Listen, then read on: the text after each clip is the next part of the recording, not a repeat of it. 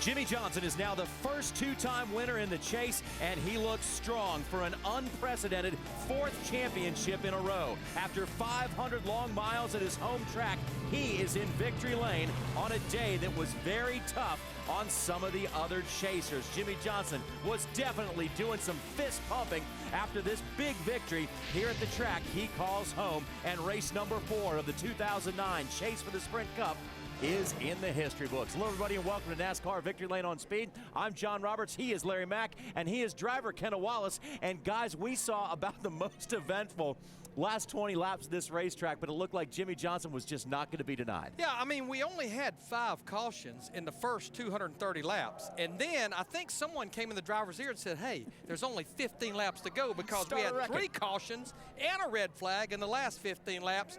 Again, double file restart shootout style is making a difference in the way these races end. And I'll tell you what, that was crazy. For a while, we're sitting there like, okay, nice little race here. You know, wow, looks like Juan Pablo might win this. Then it's like, wow, okay, maybe Jimmie Johnson. Oh, hold on, are we at Talladega? They're all wrecking. So this race had so many storylines. Stay tuned because we have some great highlights. And we're going to take a quick look at the highlights right now. We'll have much more in-depth highlights later here on NASCAR Victory Lane on Speed. But right now, a quickie look at what was a tough day on the Chase Contenders. Denny Hamlin had his first pole position of the season, but what started out very good for the number 11 team ended in a very bad way there, as Denny Hamlin took full responsibility for that wreck, called it a rookie mistake, and he was at the front of the pack at the time, so it was a costly mistake as well. Another couple of chasers.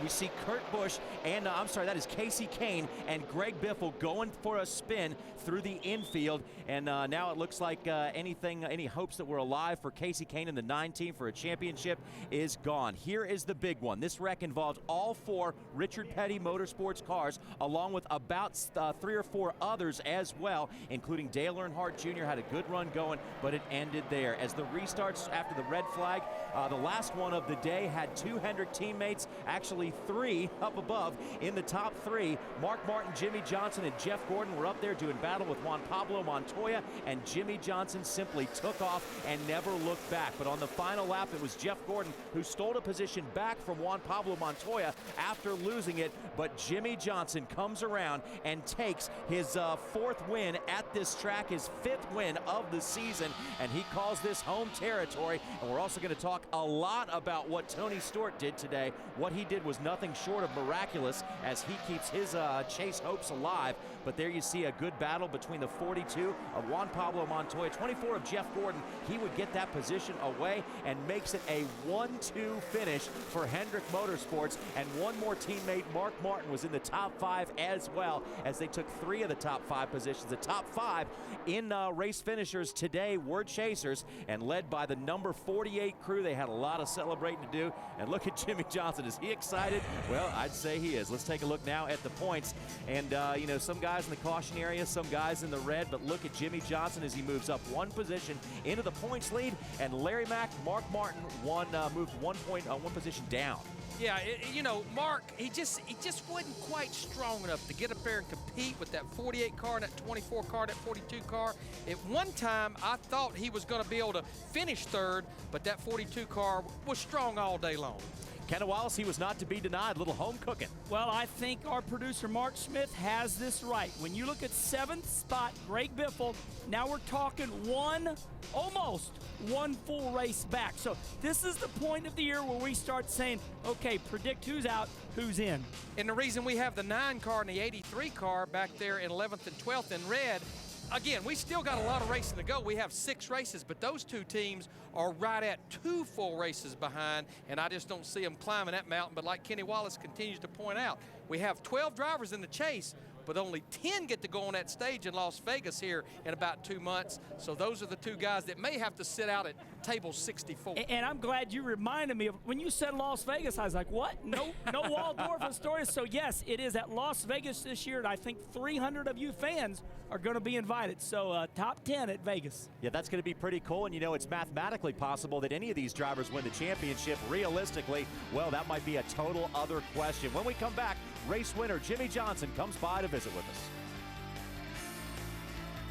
NASCAR Victory Lane is presented by Travelodge. Recreate, hibernate. Brought to you in part by Orbitz. Visit Orbitz.com today and save. And by NASCAR Banking, only from Bank of America. Your debit card, your credit card, your driver. Learn more at a Bank of America Banking Center.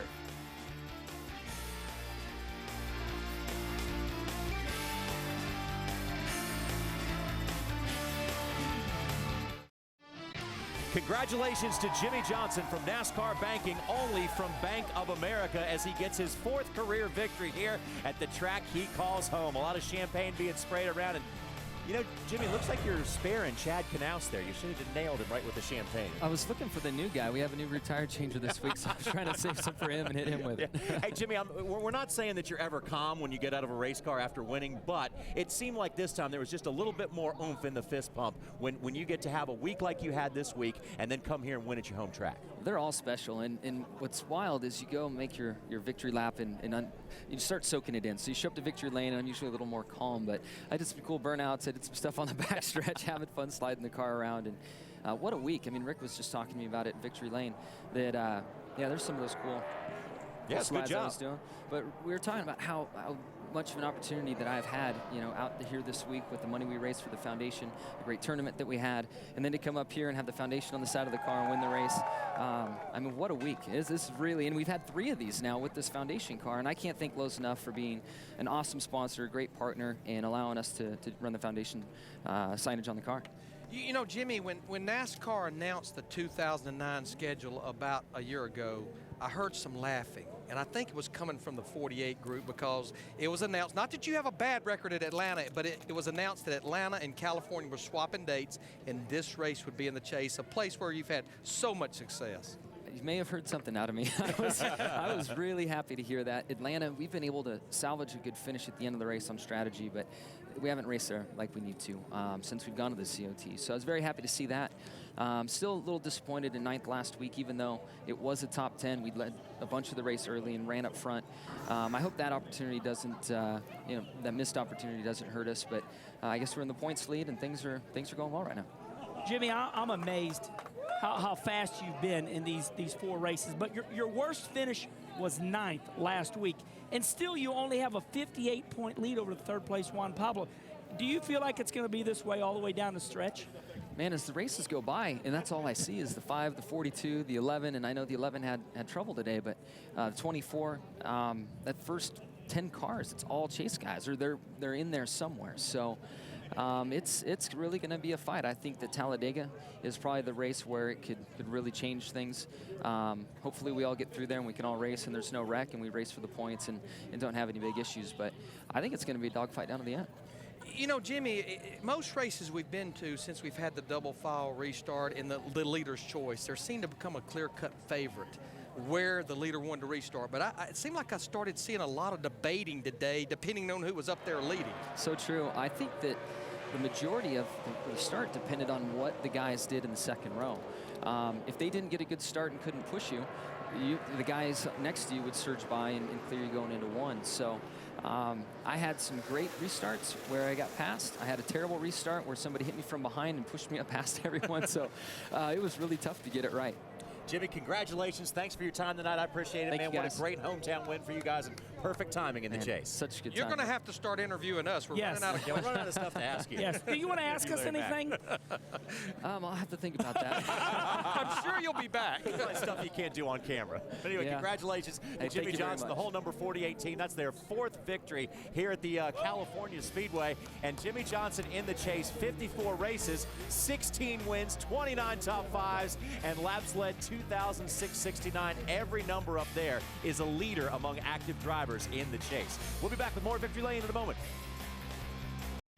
For the 3rd year in a row, Speed has exclusive cable rights to replay Tony Stewart's Prelude to the Dream Dirt Late Model race, with the first airing scheduled for October 18th at 2 p.m. Eastern Time. You want to make sure you tune into that, see some of the best in the business race dirt, including our own Kenna Wallace.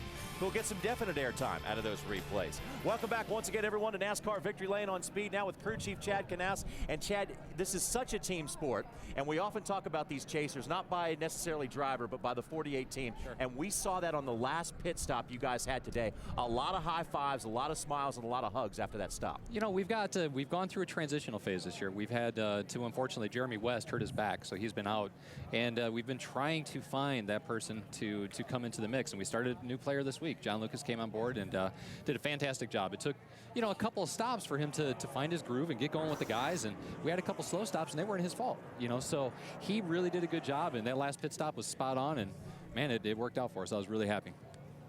Last week, you had to make choices, 2 tires, 4 tires. Yeah. This week, I mean, there was no doubt. I mean, all your calls were calculated, but the car got faster the whole race. Yeah, the guys really did a good job. You know, Greg Ives, my engineer, Ron Malik, you know, we discussed the changes that we're going to make to the race car, and they did a fantastic job of helping me call the race, and it worked out great. Jimmy was very attentive throughout all the practice yesterday and on Friday, and throughout everything that went on today, and he was really breaking down what the car was doing and when it was making its transitions to tighter. So we had a good idea of what we needed to do so we didn't over-adjust the car. There was one area there where he's like, you know, the car is really not changing balance right now. I'm like, okay, that means the track's changing, so we needed to be smart. I just want to follow up. Why did the car get faster this race, and then like Kansas City, it seemed like it faded? Is there a reason for that, Jack? Man, why are you living in the past? You know, Seriously, dude. Seriously. I'm the one that's supposed to ask the negative question. I'm really impressed how you learned from something like that. We did learn a lot last week. It was the same tire that we have here this weekend.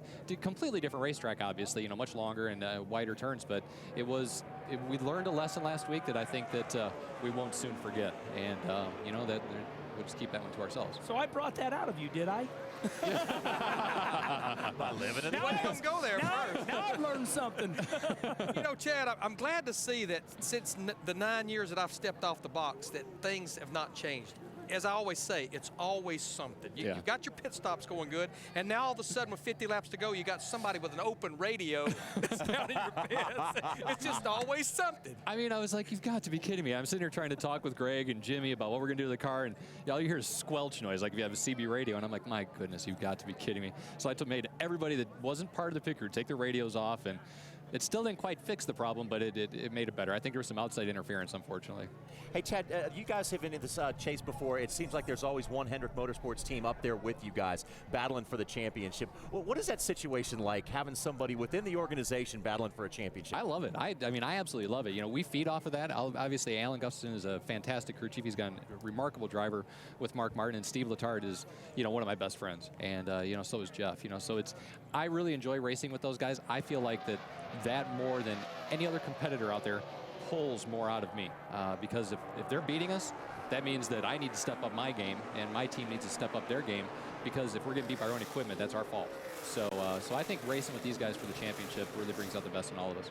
Chad, I think a lot of people in the garage area are surprised by the 42 of Juan Pablo Montoya. Yeah. Are you surprised? I mean, what I'm surprised about is every time I look at the monitor, when the cars unload on Friday, it's you, Juan Pablo, and Mark Martin. Sure. Yeah, not at all. I mean, Juan's a proven talent. I mean, we've seen it time and time again, you know, how aggressive he can be and how he can drive a race car so well. And look, let's just be honest, Brian Patty's a fantastic crew chief. I mean, he's proven it time and time again. You know, he's probably the only crew, or the second most fine crew chief in the garage next to me, you know. So, I mean, so obviously he goes after it pretty hard, and that's what it's about. You need to have guys like that in your corner, and I think he is a great crew chief that goes and tries to make things happen. That's awesome.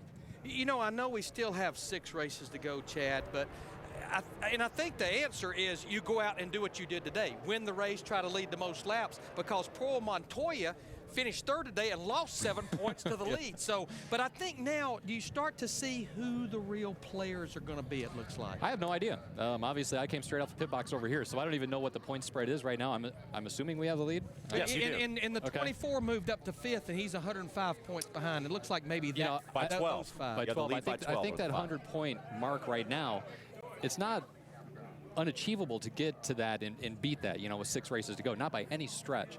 But it's definitely getting tougher. I think you're starting to see a little bit of a breakaway then. 100 points is difficult to do with the way that these cars are running right now. When you've got the 42 up front every week and the 5 and the 48, it's going to be difficult.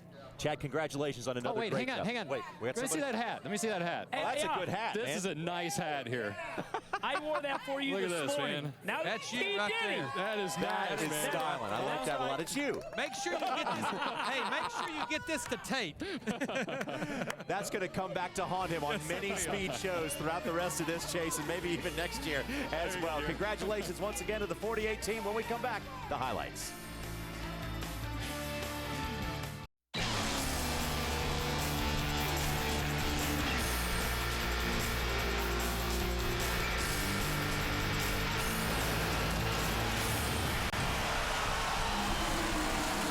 Race number 4 of the chase is in the history books, and it's a little bit of history here for the Auto Club Speedway. For the first time in this track's history, they have hosted a chase race, and it was fireworks towards the end of this one. Hello, everybody. Welcome back to Victory Lane. Once again, let's now take a look at the highlights, take you all the way back to the green flag today. And for the first time this season, Denny Hamlin had a pole. It might be a little bit surprising, and he led us to the green flag and looked strong off the gate. And he looked that way yesterday in the 2 practice sessions, ran more laps than anybody, and kind of backed it up when the green flag dropped on this race. And right away, you can see they're 4 wide. They're not afraid of nothing in the Cup Series. I mean, hey, lap 1, going into turn. Oh, hold on, let's make it 5 wide. They were not bashful, and they used the apron too, but it didn't take long for this 48 car to make a statement, boys. I'm going for 3 in a row in the fall race here. Right now, I think most of the garage area was stunned because the 11 car of Denny Hamlin, like you said, Larry McReynolds, it was like the 11 car is going to win, writing the check, but not to be seen. No adjustment to your set necessary. This is not history. This is today. Once again, the 42 and the 48 find themselves up front battling for the lead. Now, we ran the first 50-something laps under green. We actually cycled through a set of green flag pit stops around lap 39 or 42, but this brought the first caution out at lap 59. All the leaders hit pit road at 61. Jamie McMurray, the 26 car. Tough break for Jamie Mack as he lost the right rear tire, and this was one of the pit stops that Chad Knaus was talking to us about just a moment ago. Not one of the best pit stops ever for the 48. It has pretty high standards. And my, how times have changed. Some 15 years ago, you just took guys right out of the garage and had them do your pit stops. Now, when you change one person, like Chad Knaus said, these guys are, I mean, it looks good, but it's not. Yeah, you saw on the right front, he had to pick a lug nut up off the ground, and here comes Jeff Gordon in the 24 car. Of course, Jeff ran up there in the top 5 almost all day long. Jeff Gordon is another one of the drivers who calls California his home state. And Jeff Gordon, Juan Pablo Montoya was able to get out of the pits first, and another Californian, Kevin Harvick, had a strong run going early in this. It was actually a good day for most of the Richard Childress cars. The competition on pit road's getting about as tough as the competition on the racetrack. Yeah, and exactly how to cheat the lines, how to get what you can get. Here's David Gilliland looking on. He had gotten out of his number 71 car and was standing by to fill in for the flu-stricken Kyle Busch. And here is the driver change that was expected. And I'm going to tell you what, Kyle Busch had to start at the rear of the field because of an engine change. He had passed 20 cars under those first 59 green flag laps. David Gilliland finishes 24th, 2 laps down, but you cannot judge him as a driver yet. I mean, he just jumped right in the race car. That's a tough thing to do. He's trying to get out in front of the pace car, and this might be deceiving right here. You think he doesn't beat the field, but those are the wave-around cars out in front. There's the pace car. There's the front of the pack, so Gilliland did make it out. Yeah, they got him in the car, got 4 tires on it, and once again, we're back racing with that 42 car showing the way. And a great job, again, a great example of what these pit crews can do when they put their minds to it. A driver change and 4 tires and not lose a lap, that's pretty incredible. What was also incredible was Jimmie Johnson's performance today. Here he takes the lead again. Juan Pablo Montoya. I mean, he is stunning the racing nation right now. There are people inside the garage area going, we know he's a world-class driver, but Larry, I got to think the team is surprising everybody right now. Yeah, I mean, they keep building new race cars. I think a big, good change for that group was going to the Chevrolets and those Earnhardt Childress engines this year. A little bit better of a pit stop this time around for the number 48 team. Had a lot of action on pit road today, and this team rose to the occasion. Yeah, we cycled back through another set of green flag pit stops around lap 161 to 164. Class of the field, once again, the 48 and the 24. Here we see their group going to work and getting the 42 car now getting serviced as well on pit road. And whenever a car starts running better, it seems like the pit stops seem to get a little bit better. So here's the 48. Here he goes past the 11 car of Denny Hamlin. I think you made a great point a while ago. It's almost like that 48 car got better as the race went on, and I think as the racetrack lost grip. Well, I had to fight Chad a little bit there to pull out him. He got faster and faster and faster, and last week they faded. So this week they fixed their problem, and their chassis was strong. And a totally different situation we're looking at with the other fall races here at California that Jimmy Johnson has won before. This one was earlier in the day and later in the season, so the weather is completely different. I mean, usually we're used to being out here and having it be about 110 degrees. Yeah, I've got to believe it, and I think Kenny Wallace can answer this much better than I can because he runs in the Nationwide Series on Saturday. I would say probably conditions were a little closer maybe to what we have in February than what we would have had a year ago, even though it was under the lights at night, especially with it being so hot. And Larry, you're right. I mean, everything has changed so far this year. I mean, all our starting times are different. We're running at night now at Atlanta. And, this is just something that NASCAR has tweaked on. I'm going to tell you something about this racetrack that we didn't talk about so much because we didn't want to wear it out. But those black tar strips are starting to get prevalent, even at Kansas City last week, this week here. And so, I mean, there are things that are changing. But I got to tell you, Larry, I like this schedule. It's a lot cooler out here. Oh, that's the truth. In fact, we didn't even see the sun till about 1 o'clock today. Yeah, that was a welcome change. It was so hot before, and I think the fans responded as well as they came out in droves today to see this race at the Auto Club Speedway in California in good old San Bernardino County. We'll be back with the second half of the race when we come back.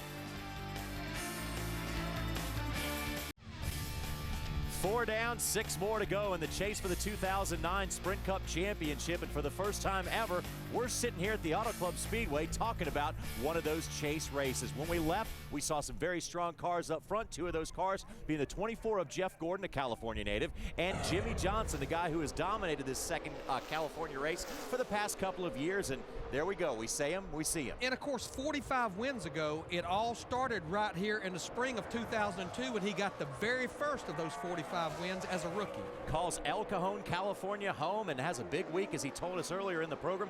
And he said he had a great weekend, and what a way to end it this way with the victory. Now, Tony Stewart actually pulled off something not too short of a miracle today. Oh, my gosh. He gets caught for speeding on pit road, I believe, comes back, and race fans, he finishes 5th. Larry McReynolds, I don't know about you, but this was the comeback of the race because he didn't even run real well. He ran around 14th all day. Yeah, what he did, he got the waiver round on the 4th caution, and we had a caution come right back out, which enabled him to come to pit road for 4 fresh tires. Now, that looks just like the bottle that Kenny Wallace was drinking out of earlier today. I don't have any proof about that. My friend Tony Stewart needed a caution. I threw the bottle out. Yeah, debris out there. We see the tearaway going off of Jimmy Johnson's car, and this is when this team really rose to the occasion and started getting them in and out very fast, same way as Jeff Gordon's team did. Hey, Larry Mack, that car is already scarred up. Look at that. The 24 already hit the wall earlier in the race. Well, I think there was a little hitting in the wall, and I think there were also some of that 5 wide that you talked about a while ago. Early. Pole sitter Denny Hamlin, you see him there in the 11 car, and then the number 42 of Juan Pablo Montoya, as Kenny mentioned. Once again, that pit crew was rising to the occasion, and look how close it is to race off pit road as Denny Hamlin just makes it out first. But as the leader, he had the choice of where to restart. He chose the outside lane, but watch what happens. Oh, Lord. Whoop. And you know what? They interviewed Denny Hamlin, and he said, I made a rookie mistake. I thought I was clear, and I was not clear the 42. Man, I got to tell you something. I did this exact same thing, and I even know the year, 1999, Twin 125 at Daytona. I cut left, and I did the same thing, Larry. You just think you're clear, And we put all these mirrors in these cars, and he just misjudged. And as you take a look at what happens to Denny Hamlin, look at how close he is to coming out of this thing unscathed, but then they're just by about 1.5 feet. Yeah, I mean, if it hadn't been for that, it was just going to be 4 fresh Goodyear tires, maybe do a little work on the splitter. And imagine this, a couple of drivers battling for the lead here. It's Jimmy Johnson and Juan Pablo Montoya. I'm going to tell you what, I don't remember the last time. It had to be 15 years ago where we're watching the display in this decade of this 48 car. When he's so fast, Larry. Yeah, and this was late in the race when we got into some green flag pit stops, and the 24 kind of forced everyone's hands. He came at lap 226, and if you were on the lead lap up there racing for the lead, you couldn't afford to be far behind with your green flag pit stop. Winless this season, Carl Edwards was trying to pull off an upset out here and get Roush Fenway Racing back into victory lane as they went for their tires there. Juan Pablo Montoya also into the pits at this point. And there was no strategy here as far as how many tires to change. Everybody went with 4 tires. And no, they don't wreck very much until the end of these races. So, you know, crew chiefs aren't holding their breath like they used to. But still, this is a scary time. It does help out the 14 because, you know, here he is pitting. And, you know, he's hoping that he can, you know, get back out there and get back to this this 6th place finish. And this is what we're talking about. This is what Tony liked. Tony just had made his green flag it pit was stop. I'm not so sure that he wasn't leaving pit road when this debris caution came out. That famous French race car driver, Jacques Debris, reared his ugly head once again, and here we got the double file restart, shootout style, the 48 on the high side, the 24 on the low side. And it looked like almost every restart that the high lane went fastest, Larry, but then every time the leader was picking the inside. But Larry, I want to ask you a question as a crew chief. Why was Juan Pablo getting the best restarts? He kept hitting everybody like he was really good. He was definitely, it didn't matter inside, outside. I mean, he was doing the old Ron Hornaday restart, it looked like.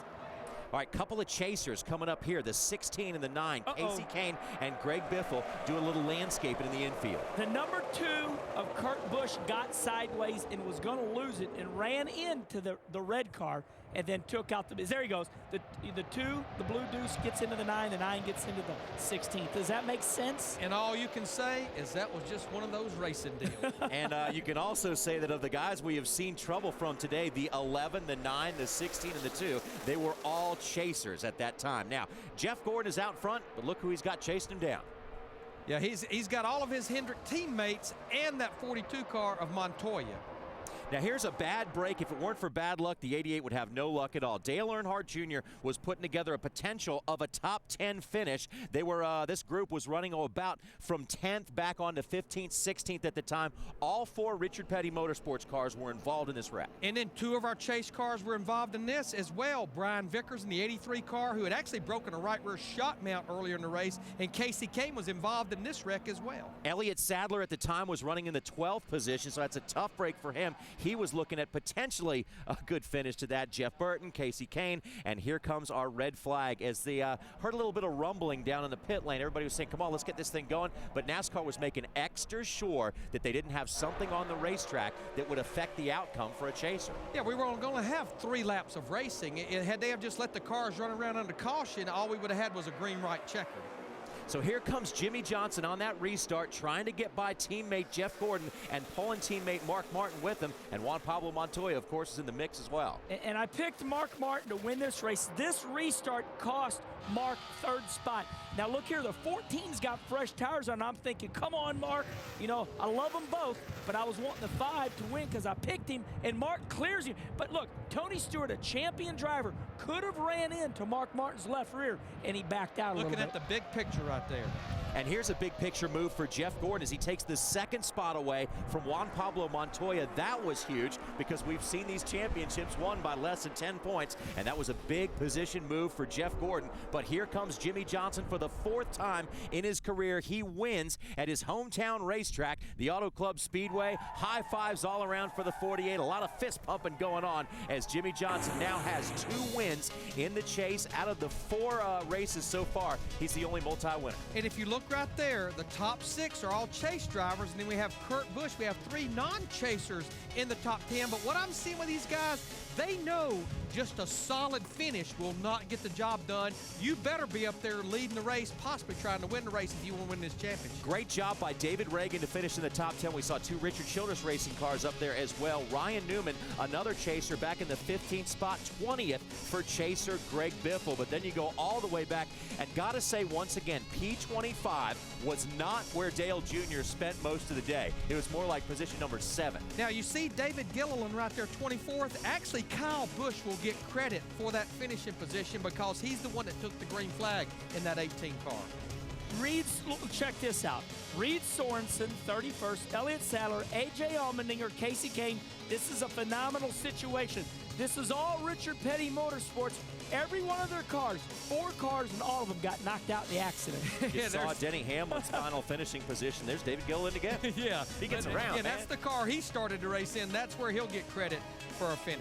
Talking about the big picture, here it is. Mark Martin, 12 points behind Jimmy Johnson. Juan Pablo Montoya, 58 back. I'm going to throw Chad Knaus in the bus because he is so smart that I listen to what he says. Chad Knaus, when he left our interview, he says the top 6 still can win the championship. When Chad Knaus speaks, I listen. So if Chad thinks the top 6 can still win it, I think he's pretty smart, Larry, because we put the 7th one in yellow. And it's Even said 100 points is going to be tough to overcome. It's good to put Chad in the bus and not under the bus, because he would be mad at us if we did that. It's time now for our Valvoline Protecting the Win move of the weekend, and it was turned in by Jimmy Johnson on the final restart. He knew he only had 3 laps to go of racing, and he held off the field for yet another victory and a huge step towards a 4th consecutive championship. Chase race number 4 is in the history books for the first time ever. We had a chase race at the Auto Club Speedway out in California, and now we have a much clearer picture of the championship contenders right now. But pretty much anybody 1 through 6 is still realistically in this thing, but stranger things have happened before we can see this top 12 shuffle in a hurry. But for Jeff Gordon, it's been 2 weeks and 2 top 2 finishes. Finished second 2 weeks in a row, and Jeff Gordon knows that that's enough to stay in championship contention. Let's check in with Randy Pemberton. Well, just about anything could have happened today. Domination by Hendrick Motorsports drivers. The final restart, Jimmy takes the lane. I guess he wants to. You come up second, but nonetheless, a great run for you, Jeff. No, it was a really good day for us. Great finish, another second-place finish. You know, that's what we got to keep doing to make the gains and keep ourselves in the game, you know. And real proud of this whole DuPont Pepsi Chevrolet. Fun to have a Pepsi 500, so I appreciate Pepsi for doing that. But Steve and the guys they were awesome today. I mean, we were about an 8th place car, and they just kept tuning on it, having great pit stops and getting us up towards the front. And, you know, we were a 2nd or 3rd place car there, and we made some great efforts on those restarts and got ahead of Jimmy, but he was just so strong. I mean, I could only run the bottom in 3 and 4. I wasn't very good on the top. And I knew if I didn't hit it perfect, he was going to get by me, and that's exactly what happened. I got down there, and he got to the outside of me, and at that point, it's pretty much all over. You still got Charlotte to go, Texas to go, tracks that are somewhat similar to this. Can you take anything away from this to apply to those racetracks coming up? Nah, this track's so much different. I mean, it's a great finish, and Lowe's has been great for us, you know, Lowe's Motor Speedway. So I'm excited about getting there. The Monta has been great for us, but you know, the 48 and the 5 and the 42 got a big they got a big jump on us. 14 came back today, and we made gains in the points, and you know, we got to be happy with that, take that momentum, and just keep doing this kind of effort. That's all we can do. Great run today. Way to hang in there. Thank you. All right, Jeff Gordon up 2 places in the points to 5th. And Randy, if he keeps that going, he's just going to keep on moving up and maybe challenge his teammates up at the top. And every racetrack that we have left, with the exception of Homestead, Jeff Gordon has scored victories on before. Yeah, and you know, they started the chase off a little rough, finishing 15th at New Hampshire, but then they came back with a top 10 run at Dover, and now, as he mentioned, his 2nd consecutive 2nd place finish, and that's actually for 2009. That's his 8th 2nd place finish. I know he only has the 1 win at Texas, and we still have to go there again. Got to go back there again. He has become, I think, very finishing 2nd is become a pretty normal deal for him. I say to myself, Jeff Gordon is so good. He is great. You know, what's it going to take for him to win a championship? Well, I'm going to have a little fun here. There was somebody that picked Jimmy Johnson to be their driver. It was Jeff Gordon. Jeff Gordon said, hey, Rick Hendrick, let's pick this Jimmy Johnson guy. The point of the story is this. Jeff Gordon picked Jimmy Johnson. Jimmy Johnson, to me, is the only man standing in his way, just like it was a year or 2 ago when I've repeated it before. Jeff Gordon waved the white towel at Phoenix and said, I give up. But Jeff Gordon is flat good. There's just one guy standing in his way, it seems like the last 3 years. And Jeff Gordon says, I don't have a Sprint Cup. I have 4 Winston Cups. I want a Sprint Cup. Yeah, and it's going to be tough to get one right now because Jimmy Johnson is so good that Jeff Gordon 2 years ago averaged a top 5 finish and still couldn't beat Jimmy Johnson in the chase. What? And now we're going to a racetrack where so many of these top contenders are so good at, and that is Lowe's Motor Speedway. There are still tickets available for the NASCAR Banking 500, Dollar General 300. Go to lowesmotorspeedway.com or call 800-455-FANS. Get yours and see us there. You don't want to miss This Week in NASCAR on Monday. The King, Richard Petty, will make an appearance. We'll ask the King about his drivers and about the Hall of Fame. Will Petty be part of the Hall's first induction class?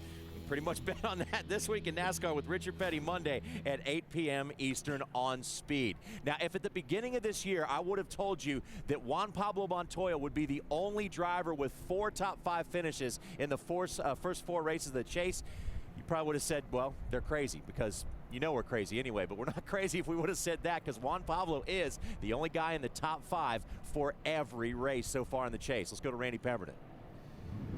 Juan Pablo Montoya with his 4th straight top 5 finish. Boy, you guys are doing everything you need to do. Almost your first oval track win today. A great performance. Yeah, we're running good. You know, everybody in this Target team and, you know, this Chevy car is running really good every week. You know, everybody back in that Fab shop, you know, Earnhardt Ganassi team, just, you know, pulling it together every week, and it's great to see. You know, we're doing our best, and, you know, it's hard to beat those guys. You know, they're there every week. You know, this week we were like 400 or 500 cars on our shelves. So actually to be able to beat a couple of them is good. When you watch them out there and they're outrunning you by just a little and you're behind them, do you see anything that those cars have that you're trying to get a hold of? Oh, balance. You know, when our balance was better and when it was cooler, we had a faster car. As soon as it warmed up, they had a faster car. So it's one of those deals. Thanks so much. Great run today. Juan Pablo Montoya now just 58 points out of the lead. He stands 3rd, still looking for his first oval track win. Whether he gets it this year or not, he'd trade them all for a win in this championship in 2009. Randy, thanks a lot. You know, we talked about it getting into the Chase, that somebody was going to have to fall out for some of the other drivers to get up in. Right now, I think these guys that are behind Jimmy Johnson, Mark Martin, and guys of that stature, they're going to have to hope that they trip up. I think that everybody agrees. I don't know if Larry Mack agrees, but I'm going to make a statement. When Juan Pablo was running those first 26 races of the year, and all they're talking about is, you know, we want to get in the Chase. I am stunned, and I think other people are too. This guy is blowing us all away. All year long, he's been, you know, 10th quick, running 7th. Larry, where did this speed come from? I don't understand it. Well, they only had 2 top 5 finishes in the first 26 races. Now they have 4 in the first races of the Chase. But I think they came in here with no pressure. We're going to try to win races. We're going to try to win this championship. But there's a lot more to the story about this run by this race team today. Qualifying on Friday, he just about took the wall down in turn 4. The team debated long and hard whether to try to repair that car. This is the car he dominated Indianapolis with a couple of months ago. They repaired that car. They repaired it body-wise. This is what happened to him qualifying. Now, he still qualified 4th, but look, right rear, right front, and that was a hard lick to the whole right side of that car. They fixed that race car, and there was no question watching them yesterday in practice. They were going to be a car to deal with today. And nobody in NASCAR never doubted this man's incredible ability. Formula One champion, we've documented time and time again. But I'll say it once again, I still would like to know, where in the world has these top 5s come from? I mean, race after race. It looks like he's been doing that all year long, and he's only done it the last 3 or 4 races. He's coming on right. I think he had an opportunity to get more top 5s than he got the first 26 races, but I think they were racing the system. I agree. They just want to be in that top 12 when the checkered flag waved at Richmond about a month ago. And it was very refreshing that they came out and said that was exactly what they were doing, because they needed to be in the top 12, not just for the sake of Juan Pablo and that team, but for the sake of the whole organization, to say that they were a championship contender, and that's what they can say. Now, we got a big week coming up next week on Speed. You'll want to join us as NASCAR takes a huge step towards preserving its history. Building the NASCAR Hall of Fame kicks everything off at 10. The NASCAR Hall of Fame announcement after that. 25 names are on the nomination list. Only 5 will be inducted, and we got you covered all day long on the Hall of Fame Day on Speed. NASCAR Victory Lane is presented by Travelodge, Recreate, Hibernate, and brought to you in part by AutoZone, because do-it-yourself doesn't mean you have to do it alone. Get in the zone. AutoZone.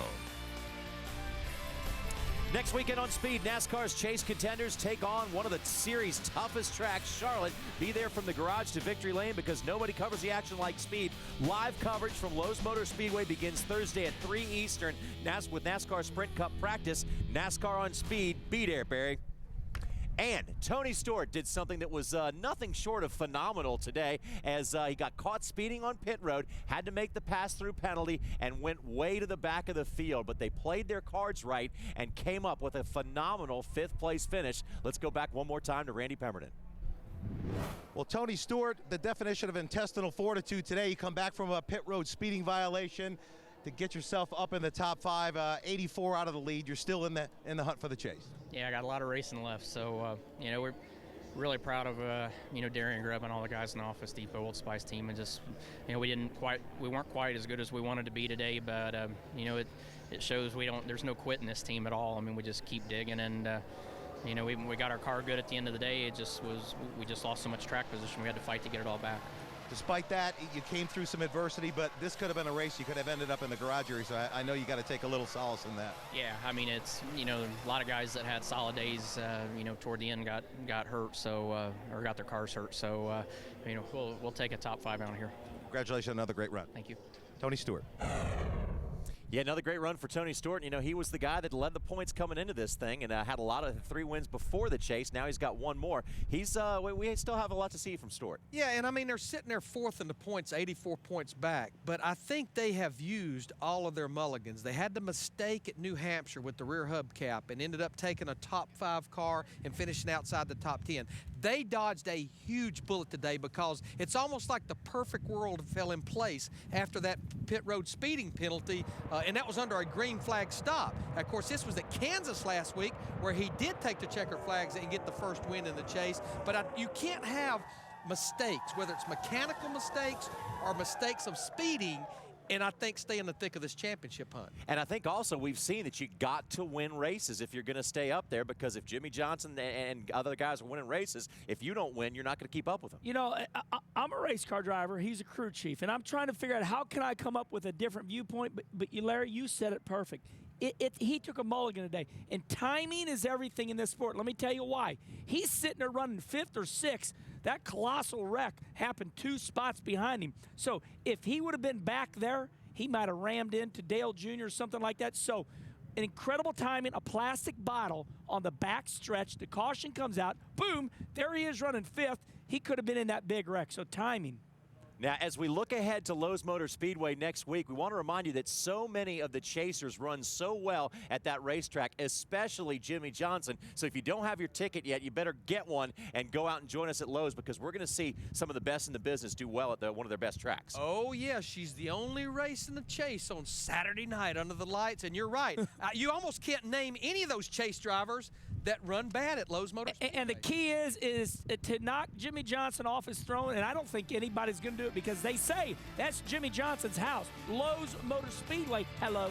All right, Jimmy Johnson has built the place over the last couple of years. He's heading into some very friendly territory. Want to remind you once again that Twin This Week in NASCAR is coming your way on Monday night, 8 o'clock Eastern Time. The King will be there, and we will see you next week at Lowe's Motor Speedway in Charlotte.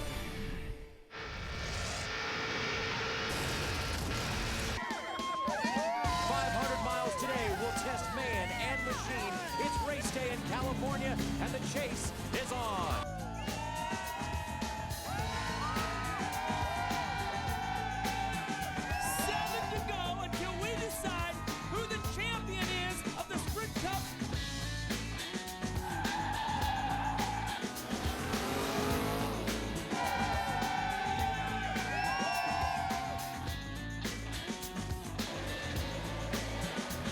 Ooh, this one's for Spencer's, Mike. I'm going to turn this one all the way down.